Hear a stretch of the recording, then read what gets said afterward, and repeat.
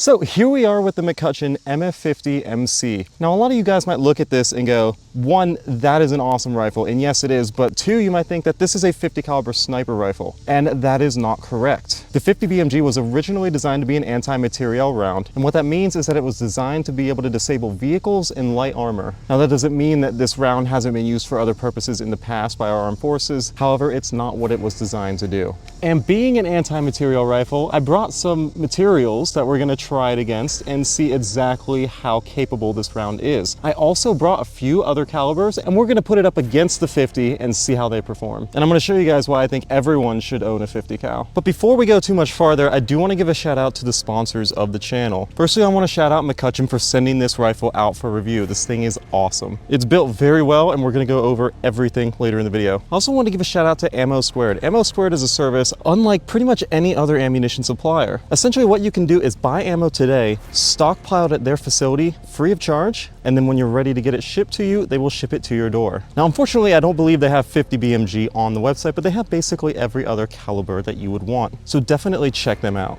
So we do have a few different calibers that we're going to put up against the 50. First being 9mm, then we have 5.56, 30-06, and then of course the 50 BMG. And starting off with the 9mm, we do have a couple cinder blocks up here. Now these two are hollow, you can see that. Some of the other cinder blocks are solid. We're gonna use those against the 30-06 and 50, because I don't think the 9mm is gonna make it through even one of these. But let's go ahead and start with that and see what it does. So starting out with the 9mm, we have one round, 124 grain 9mm ball. Let's go ahead and see how it performs.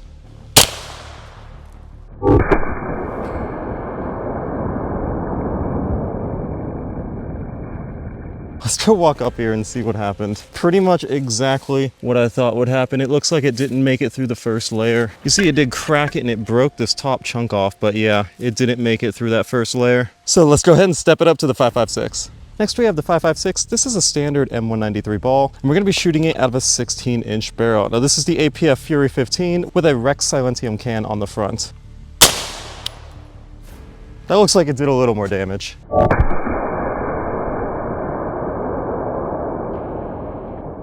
So it looks like we hit right here, left a nice hole there. Let's see if it made it through the first block. Looks like it did make it through the first block, but it did not penetrate into the second block. So next up we have 30-06. Now there's a couple reasons I chose this to compare against the 50. One being I had this rifle laying around, and two being the fact that the 50 BMG was originally designed off of the 30-06. If you look at a 50 BMG and a 30-06 next to each other, they basically just scaled it up. So I thought that was a pretty cool bit of history. We're firing it out of this Savage Model 110, which is a total FUD gun. We have a garbage Tasco scope on here, and the stock and everything is just super beat up. So there is a good possibility that this will take more than one shot. For the next two shots with the 30-06 and the 50, I am gonna be behind cover because I don't particularly want to get hit in the face with shrapnel. It's not very fun, but let's go ahead and see what we can do. This is a soft point, by the way.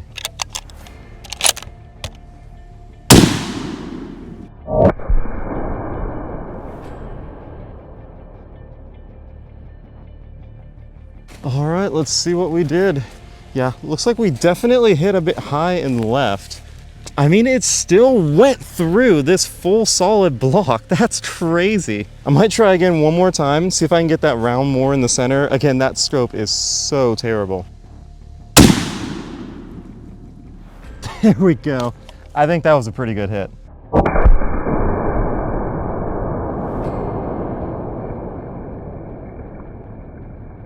Let's check this out, and holy crap, dude. It destroyed that first cinder block. Like, there are just bunches of little pieces. It blew straight through it. That's crazy. It did not make it into the second block, but it completely destroyed that first block. Dude, that 30-06 has some power, and that was just a soft point. There's no doubt in my mind that that round could easily blow through something like, I don't know, neck. So next up, I got two of the solid cinder blocks, followed by one of the hollow ones, and then another hollow one, the one that we hit with the 9mm. So do you guys think that the 50 is gonna go through this? Let me know in the comments down below. You versus the guy she tells you not to worry about. This thing's huge. All right, now it's time for the 50. We have our 660 grain PMC bronze full metal jacket. It's pretty much the exact same as your standard M33 ball ammunition, and let's see how it does. All right, that had some power to it.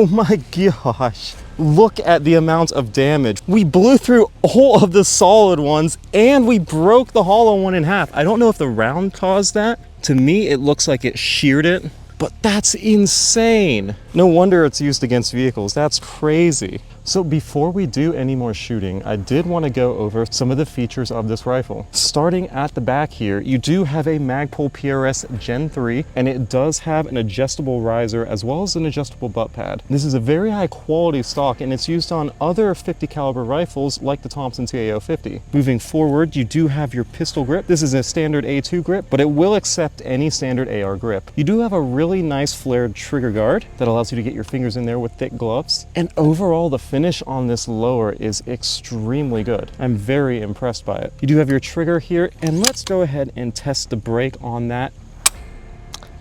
Roughly a 4-pound trigger pull. Feels really good.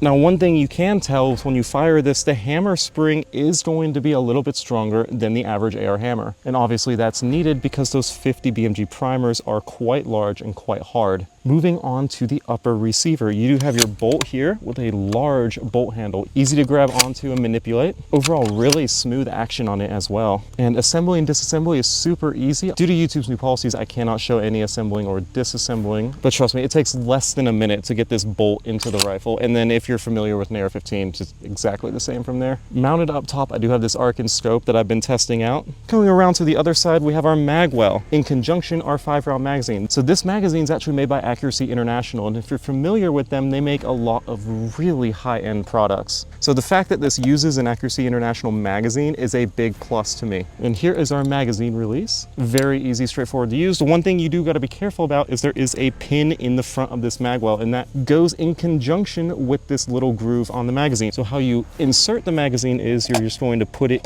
frontwards first and rock it back. And now it's in, not going anywhere. And then to remove it, press the button and pull out. Moving forward, you have your rail here. Now this has key mod on the left and right side, as well as the bottom until you get to about 2/3 of the way. Then you have a built-in Picatinny rail, and that's where you're gonna mount your bipod. And I have an Atlas PSR bipod on here, and as far as bipods go, the Atlas is excellent. However, I would probably recommend a different one, maybe like the 5H or maybe an Accutac bipod. They also sell a GG&G bipod on their website, which you can get when you order this rifle. So honestly, I'd probably just do that, because you can see the footprint of this is a little narrow for this massive rifle. Going forward, you have your barrel here, and we have the 30-inch barreled version, which in my opinion is the best one to get. They do have a 22-inch barrel as well. I prefer the 30-inch because of the boost in velocity that you get, and also the added weight of that barrel is going to significantly reduce the felt recoil. And this barrel is very high quality and very thick, and you can see as you move back, it pretty much fills up this entire handguard. Going to the front, you do have a 6-port brake here,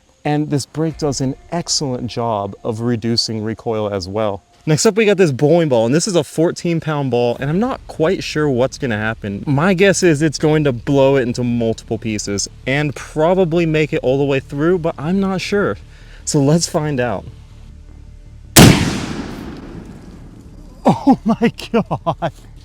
Did you see the pieces of bowling ball raining from the sky?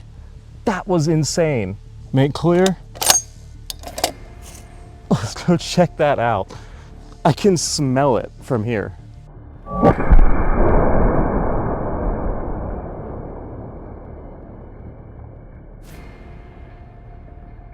Check it out. This is why I wanted to be behind cover. There's the rifle, and no more than maybe like 3 yards away, I'm starting to see pieces of the bowling ball. There's one there, a couple there. I mean, there's chunks everywhere. You see all these little blue pieces of shrapnel? That's why I'm behind cover. Let's make our way up to the target. And oh my gosh, look at this. Devastation. That ball is in a million pieces. I did not expect that. Look at all the shrapnel. That's insane. It completely obliterated it. That might be the largest piece right there. That's not even a single piece. That's 2 pieces. Yeah, that's insane. You can see the layers of it. Look at that. Next up, let's see what it will do to a gallon of water. I predict there won't be anything left of it. Got it all set here, and I put that almost intact cinder block behind it because we can't have an intact cinder block.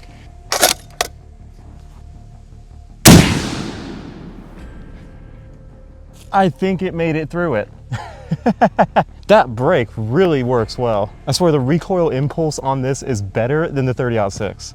Of course, this gun weighs over 20 pounds, where that FUG gun weighs like 5 pounds, but that shoots really well.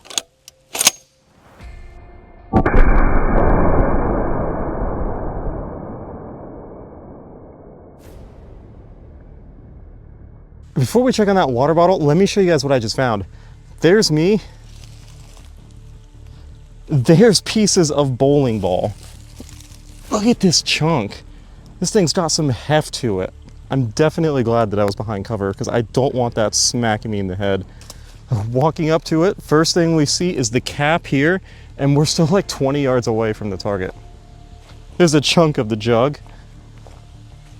And if we keep going, I think it made it through. Look at that. It absolutely shredded it.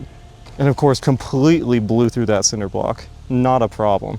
So this does have a few safeties, which are really nice because the 50 BMG cartridge has a lot of pressure. So you do have a hammer safety. You also have a proprietary firing pin safety, which only disengages when the bolt is fully closed. And they also do have a gas bleed hole in the breech. And something else that I should mention is look how thick these bolt lugs are. These are super meaty.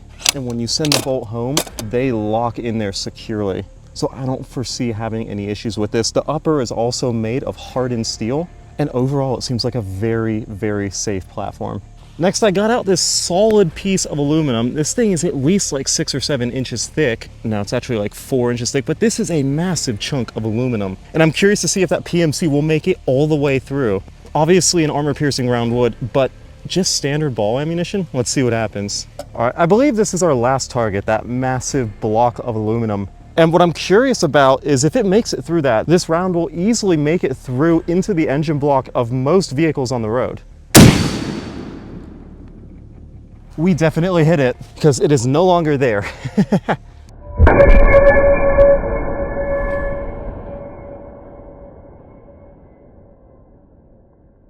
Check out this damage. These two holes, as well as the one on the backside, were from a different time, but check out this hole here. This is our 50 cal hole, and this was with that PMC bronze. That's not even an AP round. But look, it made it clean through. Not a problem. You can even see part of the jacket left in this crater. That's nuts. Did you see the sparks come off of this thing? That was crazy. Now, I've heard a lot of conflicting reports on the PMC bronze, but I'm 99% sure that that does have a mild steel core in it, which is the same of pretty much most military rounds, like the M33 ball. So that would explain how it was able to punch a clean hole straight through this thing, no problem. And if it could do that to this solid chunk, imagine what it could do to an engine block, which nowadays are usually made of cast aluminum. I don't think it's going to put up much of a fight. As far as the weight goes on this, it is going to weigh roughly 25 pounds with the lower. Now compare that to something like an M99 or a Thompson, you're shaving off a few pounds there and adding an inch to the barrel. Those have a 29-inch barrel where this has the 30-inch barrel. Now, if you want something that's a couple pounds lighter, you can get the 22-inch version, but my preference definitely goes to the 30. And that leads me back to my original point, is that I believe everyone should have a 50 BMG. You saw how capable that cartridge was. It was able to punch clean through that aluminum block. That was with standard ball ammunition. Imagine the possibilities with something like a Ralphus round. It really opens up a whole new world as a civilian to what you have the capabilities of doing. And in particular, this rifle definitely makes that barrier to entry a lot lower than something like the Barrett or a Steyr. The value on this is unmatched. And because this lower is basically just an AR-15 lower, they do offer the upper by itself, which you can install on basically any lower. Now, obviously, I would use a high quality aluminum lower. I'm not putting this on a plastic lower, but overall, I think this is an excellent product and it's definitely worth checking out if you're looking to get into the world of 50 cals. So if you like the video, be sure to hit like, subscribe if you want to see more videos like this. Let me know what you think about this in the comments below. Is the Barrett worth it when something like this exists? I'm not so sure, but thanks again for watching. I'll see you next time.